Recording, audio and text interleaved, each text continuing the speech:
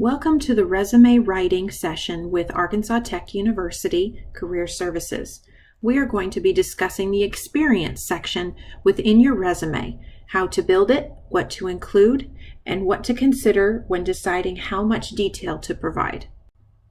To start out, let's remember that your resume is a document that employers may only view for a brief period of time when you first submit it. So we want everything on your resume to be well organized, easy to read, clear, and following a consistent pattern so that it's easy to navigate. This particular sample is for a student that is a recent graduate, and you'll notice that it has a professional experience section. We've listed it underneath the education section because recent graduates often want to show off their degree as the most valuable thing that they have to offer to a future employer. The more experience you gain, the higher up your experience section should appear on your resume, and your education section may go closer to the bottom. Keep in mind, experience is a very open-ended word. You can have one experience section that includes both paid jobs, volunteer work, and even projects for classes.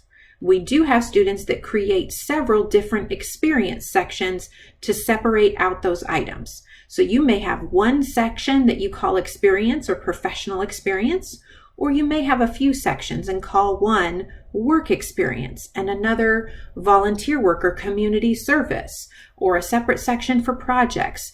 That is up to you, but experience is a very broad term, so you can create one section that includes the paid and unpaid work that you have been doing up to this point.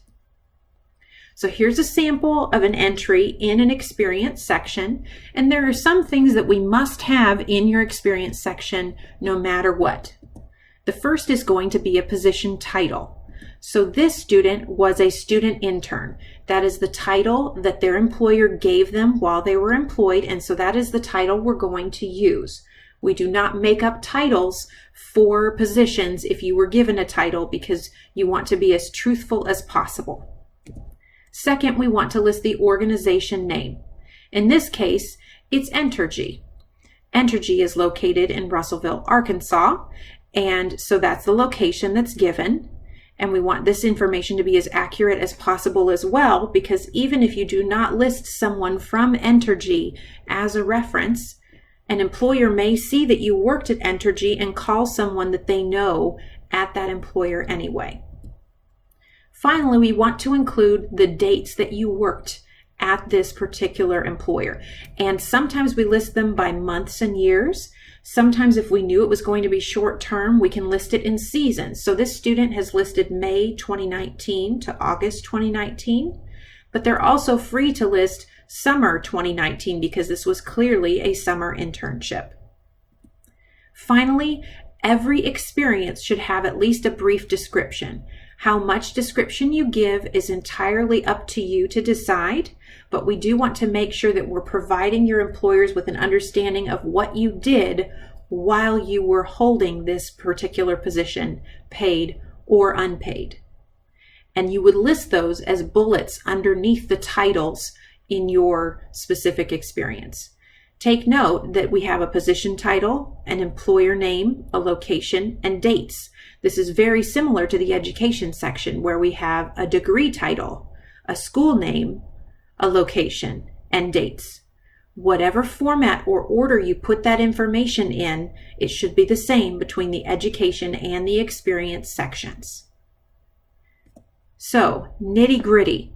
The description can often be the most challenging part of the resume.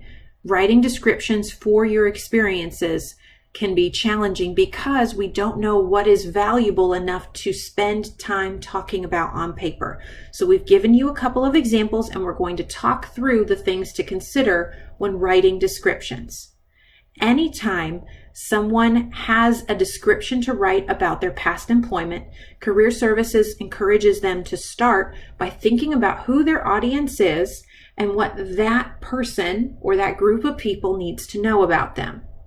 So instead of looking back at all of the things that you did with a previous job, think forward about what you'll be doing in the next position or what the job description says, and how you can tie those two things together.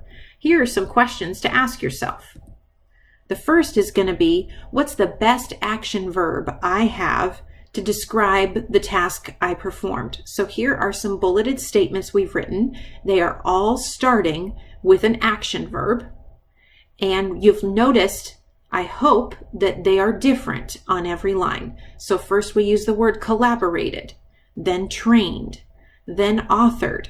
If you're reading through a job description and there are verbs in that job description to describe what you will be doing on the job, it is okay to steal their language and use it to describe work you have done before. Second, what tools, equipment, or skills did you use in this experience? This person specifically mentions that they used Excel pivot tables. Excel pivot tables is a very specific skill. It helps the employer know what skill level they have with Excel, and it's something that they may be referencing again from the job description. Third, who did you work for, or who did you work with, and how many people did you lead, whether that's as an official supervisor or just as a team member on a project. So this person reported information to the VP of operations. That adds a little more importance to the work that they're doing. They also did a lot of work with new hires, and so they're giving numbers there, which leads us to number 4. Are there numbers or data to describe the work? This person has trained 10 new hires. They've collaborated with 3 different departments, and they've sent or created information that was sent to 2 auxiliary sites. Those numbers help an employer that's never been in your shoes see the quality and the quantity of work that you've done, or the size of the impact of your work. Which leads me to number 5.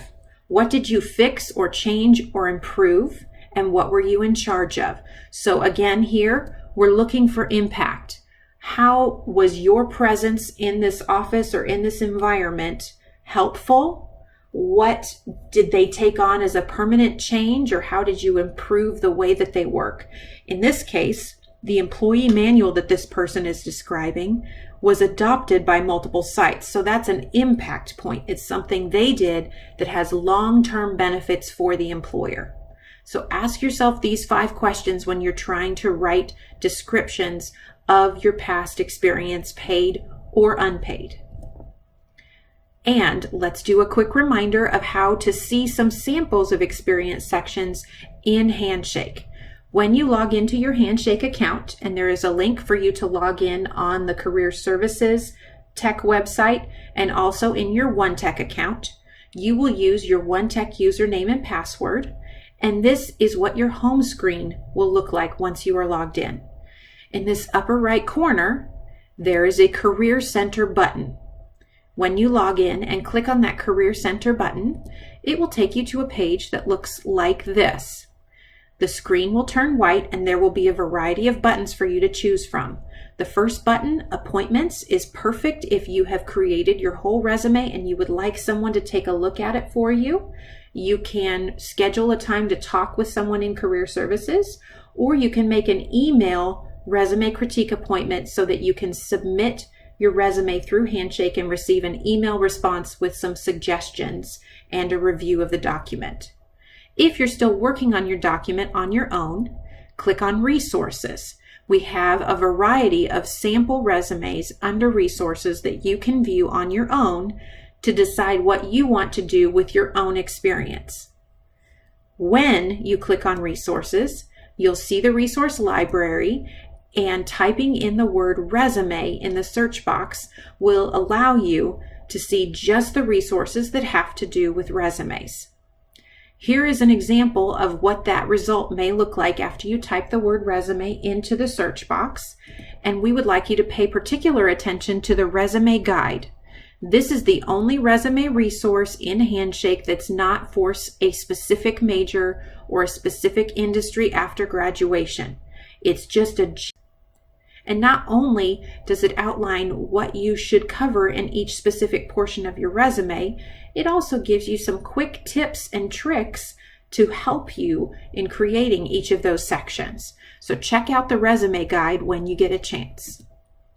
As always, Arkansas Tech University Career Services is here to serve you. If you go to the Handshake website or use the Tech website or One Tech to log in, you'll be able to access all of the services listed here. You're also welcome to email us at career.services@atu.edu. And we are active on several social media platforms. Our handle for Twitter and Instagram is @ATU Careers.